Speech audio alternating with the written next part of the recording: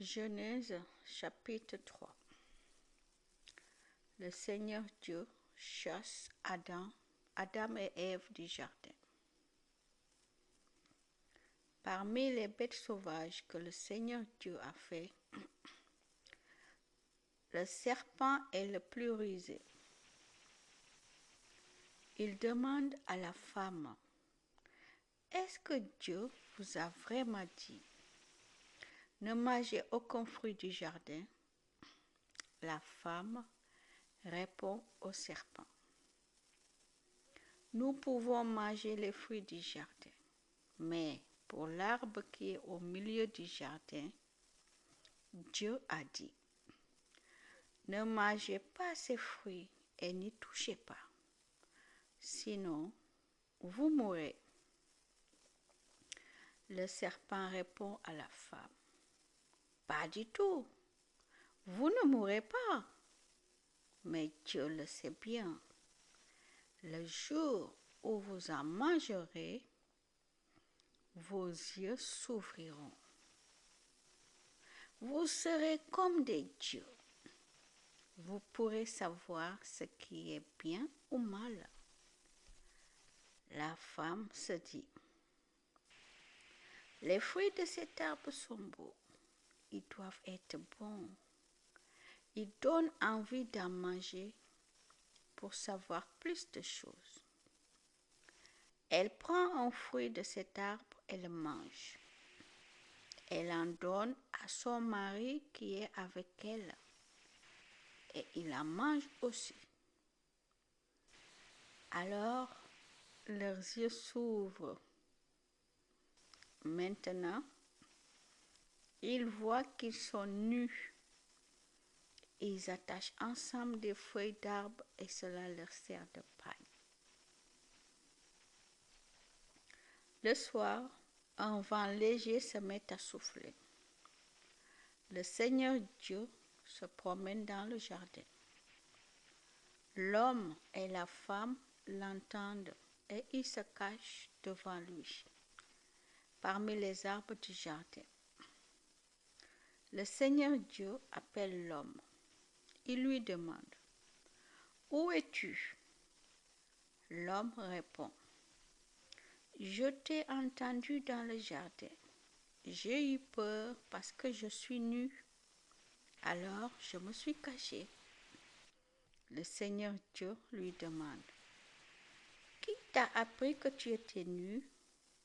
Est-ce que tu as mangé le fruit que je t'avais interdit de manger ?» L'homme répond, « La femme que tu m'as donnée, c'est elle qui m'a donné ce fruit et j'en ai mangé. » Le Seigneur Dieu dit à la femme, « Qu'est-ce que tu as fait là ?» La femme répond, « Le serpent m'a trompée et j'ai mangé du fruit. » Alors le Seigneur Dieu dit au serpent, « Puisque tu as fait cela, je te maudis. Parmi tous les animaux, tu avanceras sur ton ventre et tu mangeras de la poussière tous les jours de ta vie. Voici ce que je décide. La femme et toi, vous deviendrez des ennemis. Ceux qui naîtront d'elle et ceux qui naîtront de toi deviendront des ennemis. Ceux qui naîtront d'elle t'écraseront à la tête, et toi, tu les blesseras au talon. »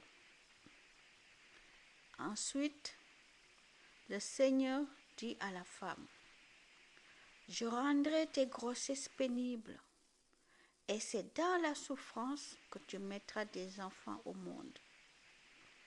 Tu seras attiré par ton mari, mais il sera ton maître. » Puis le Seigneur dit à l'homme, « Tu as écouté ta femme et tu as mangé le fruit que je t'avais interdit de manger. À cause de toi, je maudis le sol. Tu devras te fatiguer tous les jours de ta vie pour tirer ta nourriture de la terre. Le sol produira pour toi des plantes épineuses de toutes sortes. Tu devras manger ce qui pousse dans les champs. Tu gagneras ta nourriture en transpirant beaucoup jusqu'à ta mort. À ce moment-là, tu retourneras dans la terre d'où tu viens. Oui, tu es fait de poussière et tu retourneras à la poussière.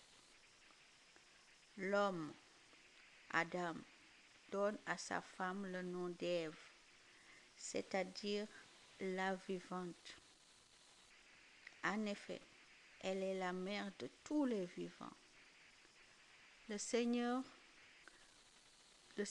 Dieu fait des vêtements en peau d'animal pour l'homme et la femme, et il les habille de cette façon.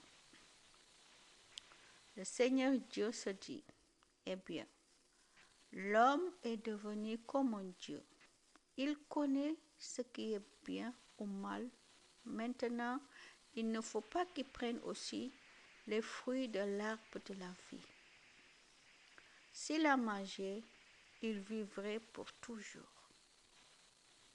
Alors, le Seigneur Dieu chasse l'homme du jardin d'Éden et il l'envoie cultiver la terre qui a servi à le faire. Après que le Seigneur a chassé l'homme, il place des chérubins à l'est du jardin d'Éden. Avec une épée de feu qui tourne dans tous les sens, les chérubins gardent l'entrée du chemin qui conduit à l'arbre de la vie.